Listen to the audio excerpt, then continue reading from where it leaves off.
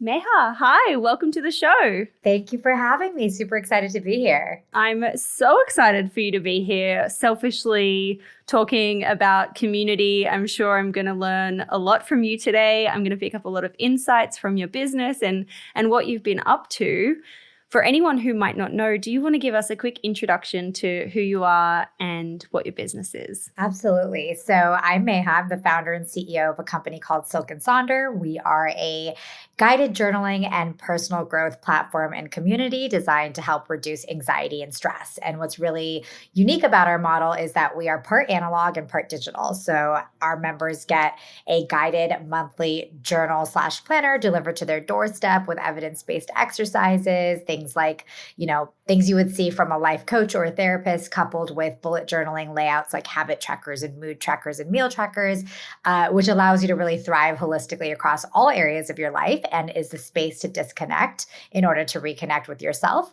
And then our app, it's called Silk+Sonder. You can find it on Android and iOS. Over there is where we house our very, very special community and social network, where there's plenty of peer-to-peer support and accountability, as well as tailored digital programming to strengthen your relationship with yourself and with others, no matter what you're dealing with and what your goals are. So really, really exciting. And before that, I was a software engineer and product manager. Gosh, so many things. It sounds so amazing, by the way. And it sounds also kind of complicated. A monthly subscription, physical products, CPG, and then we've also got on the other side tech, notoriously difficult to build, community added into that as well. Also something that's got to be sticky to keep people coming back.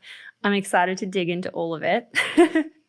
I read that you'd been working at some startups, you were kind of feeling a bit stressed, feeling a bit burnt out, and that's what was leading you to build this business. So I'd love to kind of talk about that time, what was happening for you, and when did that light bulb moment just turn right on? Yeah, it's a great question. So, I started out my career as a software engineer, like I mentioned. So after college, I moved to New York. I worked for Goldman Sachs and pretty quickly realized this wasn't my calling and knew that I wanted to pivot, but I wasn't quite sure what I wanted to do. So naturally, being a millennial, just put a Band-Aid on the issue. I moved on to the Muse, which at the time, I was their third engineer, eighth employee, and it was an opportunity to work for a female founded business, which was super inspiring.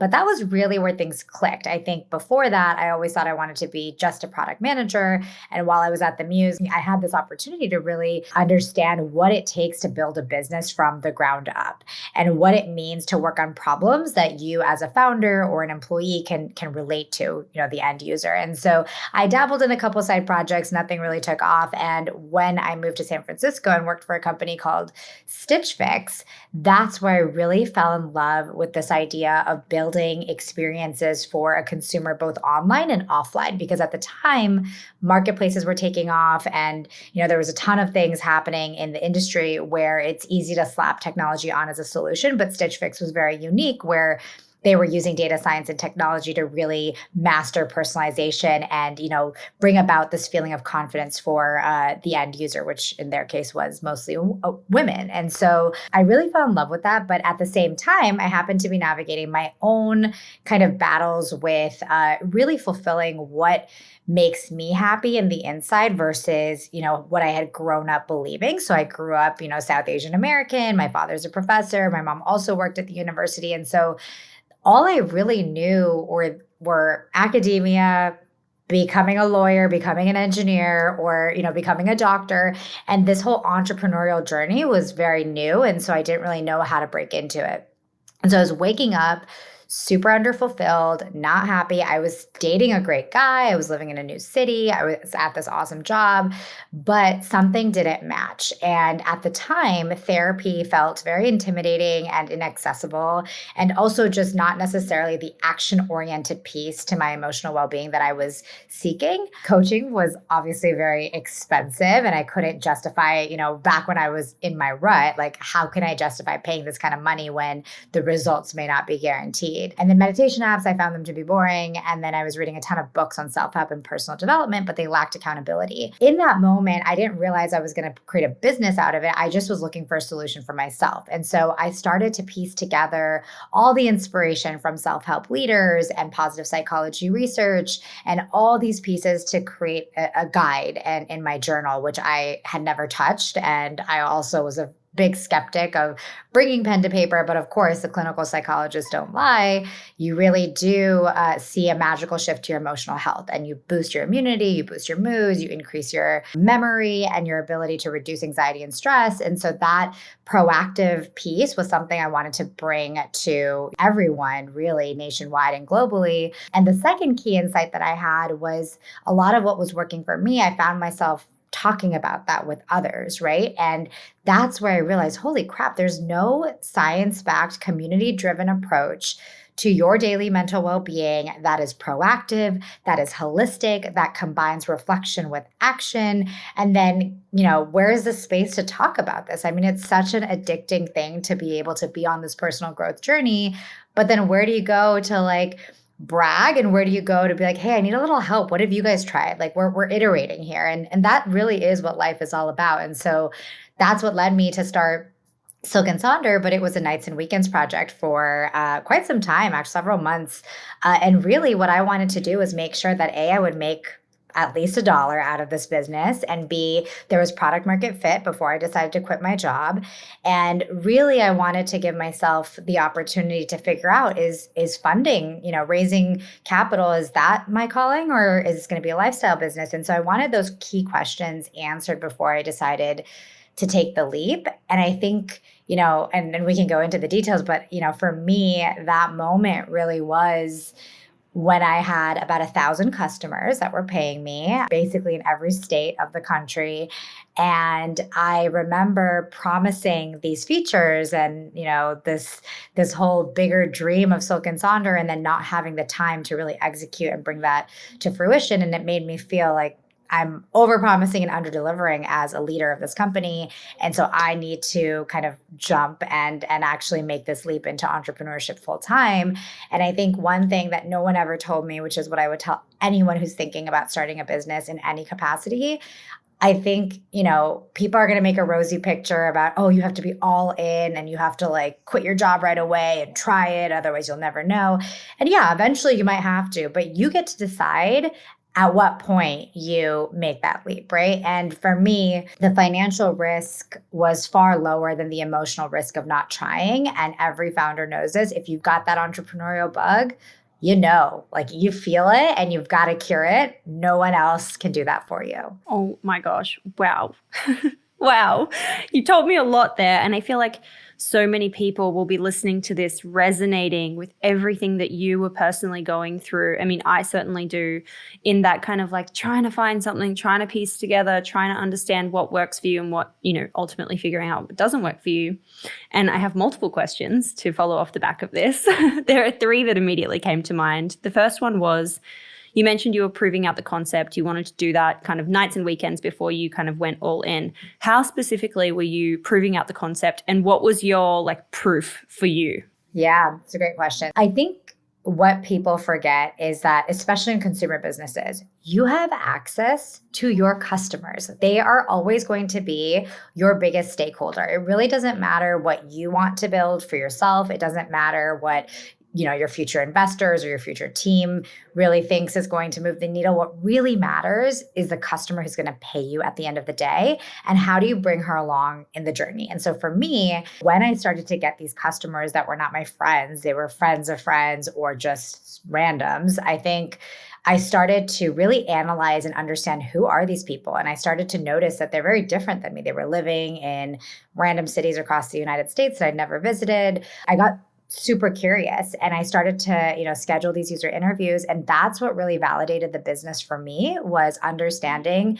that this tool that I really created for myself actually was helping with really serious conditions like ADHD or chronic illness or depression, anxiety, and things that I didn't know that I was solving just by merging together all the evidence-based pieces that had worked for me.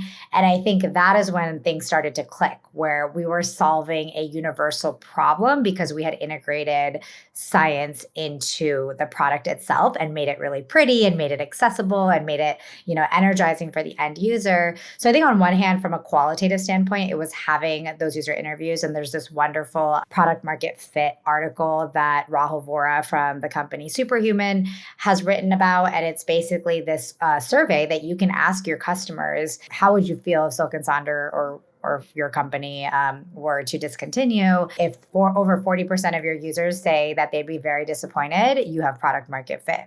And if you don't, if it's less than 40%, that's okay. You just have to iterate until you get to product market fit. And what you do is really figure out who your initial market is. And for me, I was very disciplined about that. I think we were lucky that we already were at 40%, but getting super curious, not with the people who were churning or leaving your business, but the people who are diehard fans, understanding who they are, what they do. Our customers say Silk and Sonder has not only, changed their lives, it's saved their lives. And I think that kind of feedback is really, really important as a founder when you're in the weeds and you're really in the trenches, and it's easy to beat yourself up over what's not working, but then remembering that this tool is helping people and you can't just seize business, you have to keep going. So for me, it was that. And then I would obviously say the numbers, right? Like, numbers don't lie. When you look and you see the revenue growing or you see customers referring Silk and Sonder, I think then those are also your key points of data to understand that you have a viable business. Absolutely. That kind of anecdotal, someone slipping into your inbox or into your DMs to give you a sweet message, that is just like absolutely the fuel that keeps you going and lights you up. I totally know that feeling. I want to talk a little bit more about your journey to 1,000 customers before you started thinking about moving into raising capital. Firstly, how did you get to 1,000 customers and how were you funding at this point? Because obviously you were bootstrapping, you were thinking about the money piece, but what was your kind of thought process around that capital piece? We had a very much print on demand model, right? So trying to predict how many people you're going to have versus ordering all this excess inventory and then being stuck with it was very important. And in the early days, you have very, very small runs, like 50 customers or whatever it is per month.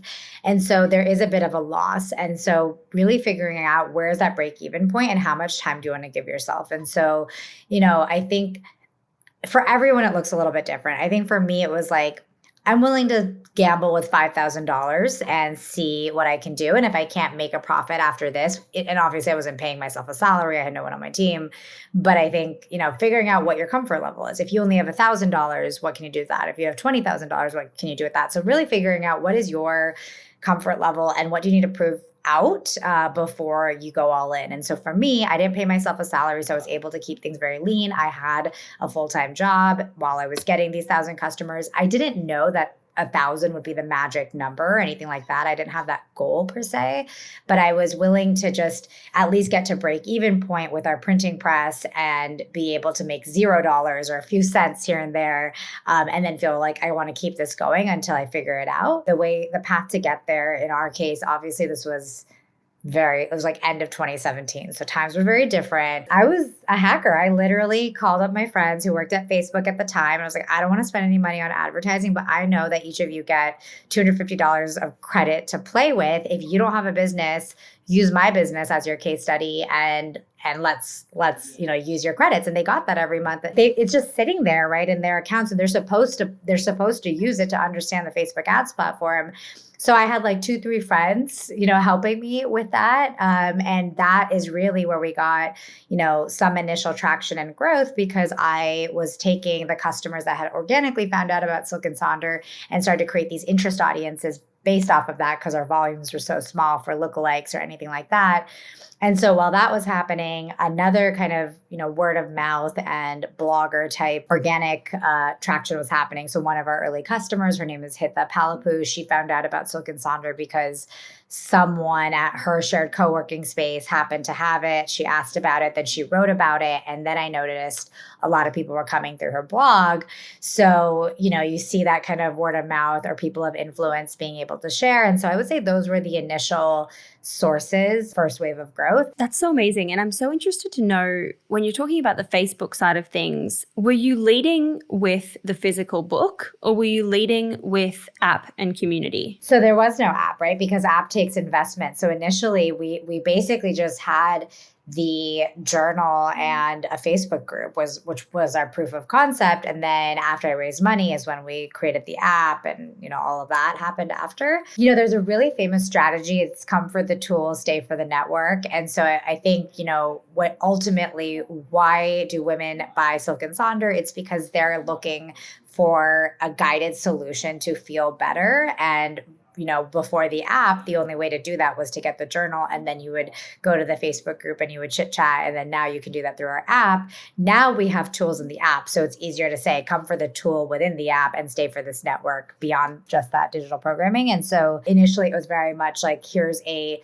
monthly journal subscription service. It's not blank. It's not, it's not just going to sit on your shelf to rot. It's truly a thoughtful curation that is going to help you feel better, and it works. And so that's why people loved it. Oh my gosh, I love that. That's so cool. And it really resonates with me because we have a private community for founders who are, listening to the show. And something that we find is we have all these resources and we have this amazing content, but the magic is in those weekly calls. It's in the messages. It's in the relationships that are being formed and women helping each other build their businesses. It's just so special. And it's hard to, and the reason why I asked that question was because it's hard to lead with community, because unless you're in it, people don't understand that magic. You've got to see it. It's a show and tell. Yeah, exactly. You have to see it to experience the value. You don't think you need it until you're in it. Yes. And then you realize the impact and its power. Absolutely. Okay. And I'm still on my third question from your initial introduction. I want to understand now your turning point for raising investment and how you decided to go down that pathway and where that led you. So I think I knew very early on that with or without outside investment, Silk and Sonder is going to crush it. I had built a business that wasn't about me anymore. It was about my customers and the problems we're solving. And we just have to exist in this world. And so I had that firm belief. And I think when I sat down to think about the type of impact that I wanted to have as a founder and really separate ego from like true calling and true, purpose and intention, for me, it was very much coming to this realization that I want to build a legacy brand, and I want to have the global footprint in really solving this emotional health epidemic through a tool and community. And I couldn't do that, A, by myself, right? That's why I needed to hire a team. And B, I needed to really figure out ways to test and experiment and try different things, both in terms of the product and marketing, and really expand and all of that. And so in order to do that at an accelerated rate, you have to have outside capital. If you want to do it kind of at a, slow moving and really be super, super careful, I think that with your money and spend, I think you can do that, but it would just take a lot longer. And so for me, it was, I'm an Aries, so I'm like, I don't have time for that. And, there are people left and right dealing with their emotional health issues. The pandemic has made it even worse. I think ultimately we all crave connection and belonging. I want to build this massive platform. How do I do that? I do that by at least trying to go raise capital.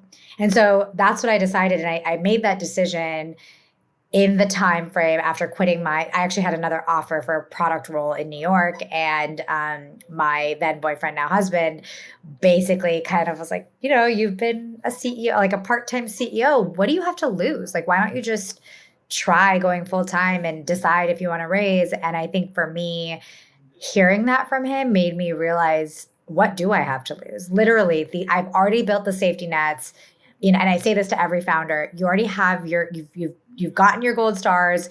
You've already built your safety nets. Go try. And if it doesn't work, take those learnings and come back into the real, corporate world. So for me, I just told myself this option is always going to exist. Why don't I go full force? And when I did that, I started to really think about my vision and what I wanted to build for women and eventually her family and teams and, relationships and all of that. And for me, that was like, I got to do this in a way where I have the funds to support everything that I want to bring to life. Oh my gosh. And so how did the raise go? What was your experience? What did you learn? What did you realize you're never going to do again? What's the vibe? I ended up raising 4 million across a pre-seed and seed that happened pretty quickly together. So initially when I went out to raise, I took all the feedback, I took all the advice. Everyone was like, "Oh, it's a numbers game and you just have to talk, and you should talk to the less serious or exciting investors first so that you can polish your skills and really be great for the next round of investors." And I don't work that way. So it took me a while to realize like, this sucks. Like that's not how I approach my dating life. That's not how I approach my social life. So like, why should I abide by these rules because that's what everyone is telling me to do? Instead, time is precious. I'm a solo founder. I get a lot of gratitude and joy from building my business. And everyone was telling me, when you fundraise, you can't do anything else. You have to just fundraise. And I'm like, but like, I don't want to do that. Like, I want to, I want to talk to my customers. I want to build more features. And so for me, Sapna Shah of Red Giraffe Advisors, she was our first investor, and she was honestly a skeptic, but she was really interested in the community and kind of this like vertical social network concept that Silk and Sonder had really cracked. And she made me do a ton of work initially. I mean, everyone told all my founder friends who had built companies before, they're like, "Why are you creating a financial model? Why are you doing cohort retention reports? I mean, you barely have any customers. Why are you making these like fancy decks?" And it was because investors were asking that of me. And I remember feeling initially kind of, not just something, like a bunch of them, right? A lot of my early investors, they were asking that of me. And initially I was kind of like, oh, like, why am I doing all this homework that other founders don't have to do? But then I came to realize, you know what? Sometimes when they're not your target market, right? So they don't necessarily know how big this opportunity can be. It's kind of like you got to show and tell them. And those are all things that are going to be so helpful for you when you actually are operating your business, right? It's not such a bad thing if you do have a financial model and it took you a while to build, because now guess what? You actually get to operate against that financial model. And so I had to do a lot of work initially to get those first checks. Basically, everything people told me was a total myth. Like, getting your first check does not make the rest of the checks magically appear.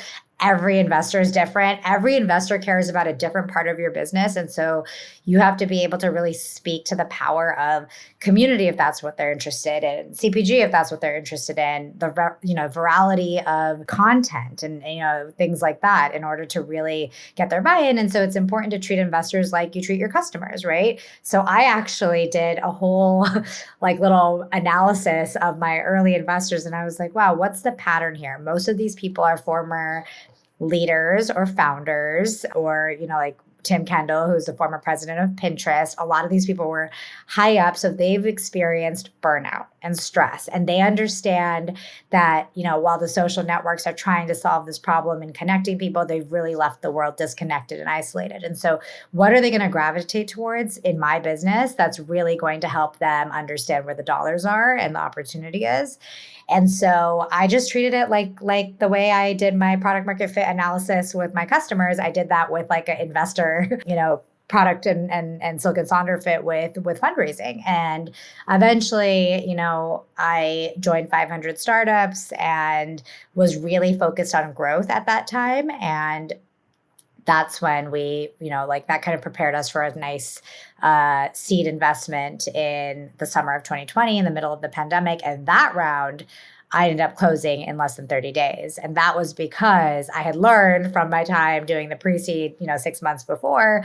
But also I think, going out to raise when you don't necessarily need the funding is the best time to raise. And I was able to really speak from a place of confidence. The numbers were kind of speaking for themselves. Just running that process authentically and really focusing on what types of investors you want. It's not just about the capital. It's about what else they bring to the table. That is very, very important. And founders should always remember it's your company and you want investors that are bringing value beyond the dollars. Absolutely. Wow. Gosh, what an experience. It sounds amazing for you. Like I don't know, just this crazy whirlwind, perfect storm. Oh man, I guess looking back maybe, but during the time, everything feels hard in the moment. Of course. You mentioned that you went out to raise and then you were doing a lot of like testing to figure out what was working and what wasn't working. In that kind of first, year after you did the raise, so I guess 2020 / maybe last year a little bit, What was working and shifting the needle in acquiring customers for you? So of course, 2020, before the whole iOS change and Facebook Apple wars, the ads were amazing, right? Like I just think that I would be lying if I said that we didn't also benefit from that traction because of Facebook ads platform. And a lot of our customers are women in between, 30 and 60 who are always on Facebook and Instagram. So definitely that was working. I would say, anytime we have some kind of publication or feature on me, also podcasts, I think people really resonate with my story. And I am very much involved in the Silk and Sonder ecosystem, right? There's an editor's note from me. I'm always in the club in our app. And I think that, what's really unique about Silk and Sonder is since day one, the product iteration and the reason we have such a sticky product is because our customers are very vocal with what they like, what they don't like. And we give that safe space for us to iterate. And we kind of landed at product market fit, at least with our journal, pretty quickly because of that. And same thing with our app, right? I think what's really working is kind of that ability to share with your physical communities and your network now in 2022, since things have opened up. But prior to that, it was very much any kind of, opportunity where I would get to share my story or our customers could share their stories alongside the ads. And now there's like different things that we have to do, right? Because like every consumer business, things are working, but not as well as they used to. And I think for me, what's really special about Silk and Sonder is your customers really are your biggest advocates. And so how do you empower them to really spread Silk and Sonder like wildfire? Because this is a tool that you don't just need when you're in a reactive moment of your emotional state, right? Like it's not like, oh, only when I have a breakup or only when I have, a loss can I use something like Silk and Sonder. That is very much a use case, but so is for all of my founder friends, it's like literally the goal setting framework you need to succeed in your business. And so a lot of our hyper ambitious, super productive users are very much loving Silk and Sonder because it's just easy to follow. And it's not, you're not doing things yourself. There's a whole framework based off of self-help and personal development books that will help you get from point A to point B. And so how do we make journaling less private and more of like the way we talk about going to the gym or going to a workout class? How do you make Silk and Sonder a little bit more of a multiplayer game within your physical communities? And so that's something that I'm hoping will take off, but it has already kind of shown potential so that we're not so dependent on ads like other CPG and even app businesses. Absolutely. I was talking about this with someone today that the world has changed so much from, ads being the go-to a couple of years ago to now it really is focused on community and storytelling and just getting out there and being front and center. And it's a big change for a lot of founders because a lot of people, I think, just expect to like swallow the magic pill and grow through ads, but that's not the world anymore. And you really have to be kind of out there telling your story as the face of the brand. I know. I love magic pills though. So if you stumble upon one, let me know. TikTok's the magic pill of today. TikTok, I know. Is TikTok working for you? So I guess it depends on how you define working, right? Like I think ultimately all these things are working, right? So in our case, a lot of our customers actually tell us that they contemplate the decision for Silk and Sonder because even though it's less than $1 a day to use Silk and Sonder, it's this idea of like, am I worth it? Do I have the time? Can I spend this money on me? So they contemplate this decision. And when they get it, it's like no going back. But that's why I say like all these organic social, platforms and the ads platforms, they all work because they're reminded of Silk and Sonder. But just yesterday, one of our organic TikTok videos had over 100,000 views, which was a big deal for us. And so I guess it is semi-working. I think it's just really fun to explore and see, what type of content TikTok users resonate with versus Instagram versus Pinterest. And so it's a fun challenge for our social media manager. But I do think it's working. I mean, if anything, I think the TikTok user is perfect for Silk and Sonder because it's like, hey, you just spent hours on TikTok. What if you spent hours on yourself? Like, well, what a fun.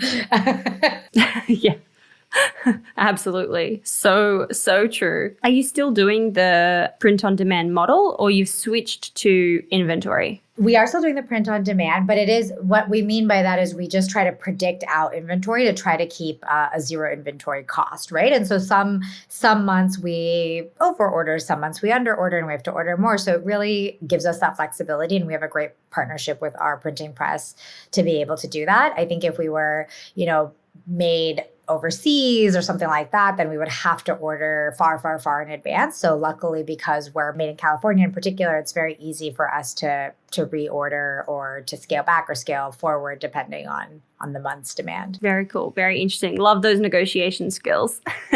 Always working on them indeed. When you think back about your, key lessons that you've learned in this journey, is there anything that you wish you knew when you were starting out that you can share to founders like me or founders like anyone listening who are focused on community and kind of that side of a business? I think number one, community really can only be sticky and values based if the founder is involved, at least initially, right? Or some kind of person in charge of the community that's representing the brand. And why I say that is because I remember wanting to be very quiet about the fact that we were very small and scrappy, and I didn't want to be super vulnerable at first. And then when I broke that barrier and I just was like, hey, I'm the founder. What feedback do you have? We're still iterating, we're still building, we're still small and lean. It's amazing how that feels for your customer because no other brand does it. Every brand tries to project that they are bigger than they actually are, that they're not available, the founder's so busy. And it's like, yes, that is the case. But if you are somebody who cares about your members, which anybody building a community should, it's really important for them to be able to attach a face to the product experience. And I think that's a key lesson that I learned luckily early on. And then I would also say, pay attention. When I started a Facebook group, my intent was very much like a Stitch Fix model. So I just wanted feedback and I wanted to know who my customer was so that I could make the product better. I didn't know we were building a social network. I had a hypothesis that there would be some kind of peer-to-peer exchange, but I had no idea that the values that I created in this Facebook group would lead me to build the next social network. And so I think that to me is immensely rewarding. And that's only really possible when you're in there trying to facilitate conversation, paying attention to what topics people are talking about. So you encourage more of that conversation and really making people feel heard. Just small things. Address people by name. Comment or respond to something that's a little bit more thoughtful, even if it takes an extra 10 seconds. And I think you'll be so surprised and pleasantly shocked at how a little bit extra of radical thoughtfulness goes such a long way, because we're all humans at the end of the day and we're all lonely and we're all trying to navigate life, and we all have a gift to share and a gift to learn from others. And I think that's really powerful when you put customers in that kind of community, members in that kind of seat. It's very validating to know that no matter who you are, where you come from, you've got something to share and you've got something to learn. Radical thoughtfulness. I am writing that down on a Post-it note. That is so cool. I love that. I love that so much. What does the future look like for you? What do you want to shout about? What can we look forward to? Yeah, great question. When I think about what works at Silk and Sonder and what we do well, it's obviously our content programming and community and personalization. And so I really think the future of Silk and Sonder is going deeper on all those things and really, creating a magical experience where anyone at any point comes to Silk and Sonder, and whether they're there for their reactive emotional state or their proactive emotional state, Silk and Sonder is almost like your life coach or self-care prescription of sorts for each and every day. What there is to look forward to is definitely more gamification and more relevant community formation in the app side of the house, and then really different types of workshops based off of different areas of your life. So if you're struggling in the relationships department, or if you're struggling with financial health, Silk and Sonder is going to be your go-to platform to level up across all areas, and to do that quickly, but in a gratifying way, and then foster connections with others as well. So exciting stuff all around. Ooh, so exciting. I love it. My gosh, how cool and how fun. Gosh. So fun. At the end of every episode, we ask a series of 6 quick questions, some of which we might have covered some of which we might not have, but I ask them all the same. So question number 1, what's your why? Why are you waking up every single day and working on Silk and Sonder? My mission statement for myself happens to be very similar for Silk and Sonder. And ultimately, it's really providing the tools and the community to spark joy in each individual so that they can illuminate the world. Because when we operate from a place of authenticity and freedom and happiness, you really are, it's like you're a spark. You can really light up this world. And so I think for me, it's making it easier for people to show up for themselves so that they can show up for everyone around them. I love that. That's so nice. Question number 2 is, what's been your favorite marketing moment so far? Is in the early days when I saw, the blog of a she was random at the time, random customer hit the Palapoo, seeing a ton of new customers using her code and coming in through that platform. For me, it was just this, observation that women can have such influence with their readers and with their own micro communities, that what a special thing that people are able and willing to not only share Silk and Sonder, but trust other people's words. And I think for me, that referral concept is just so special. And so I think for me, that's one that sticks out. Absolutely. Question number 3 is, what's your go-to business resource? A newsletter, a podcast, or a book? I love 20-Minute VC with Harry Stebbings. I also really love How I Built This and Second Life as kind of podcast platforms. But honestly, I love Masterclass too. Like, I love hearing from leaders of Disney or even chefs or whoever it is. It just is so uplifting to see people who've really left their mark on this world. And we can just take lessons from athletes and entrepreneurs and actors and really combine it into our own operating system. And so for me, that's where I go. And then of course, books. Like I'm a ferocious reader. I read all the time. I prefer books over articles, but obviously, articles are a little bit easier to skim through for tactical stuff, but for actual inspiration, I go to books. What are you reading at the moment? I am rereading The Art of Thinking Clearly. It's a series of short snippets about our cognitive biases. So it sounds boring, but it's actually really digestible and really interesting with examples. And it just kind of reminds you that, you are your harshest critic and you hold on to these crazy fallacies about life and yourself that are inaccurate. And so how do you undo that? Sounds so interesting. I'm definitely going to look into that one. I'm going to add it to my list. Love to read as well.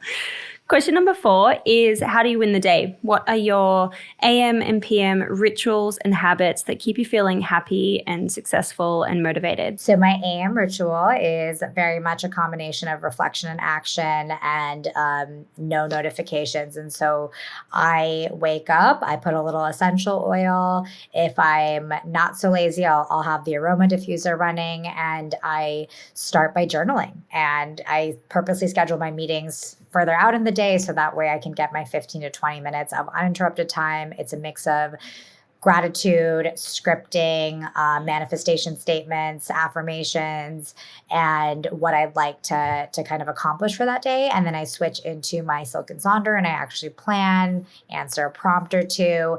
I also scroll through Sonder Club. So before I even eat breakfast or have coffee, I have kind of connected with myself and I've connected with my community. And then in the evening, I try to do something to kind of expand myself. So that could be watching a masterclass. It could be watching something on Netflix where I'm learning something. It could be reading. It could be listening to a podcast combined with a workout and something delicious. And then I try really hard to not do work at least 30 minutes before I go to bed because I want to just be away from my gadgets. And so that sometimes involves more journaling, or it could just be watching something or just doing something that's unrelated to my role.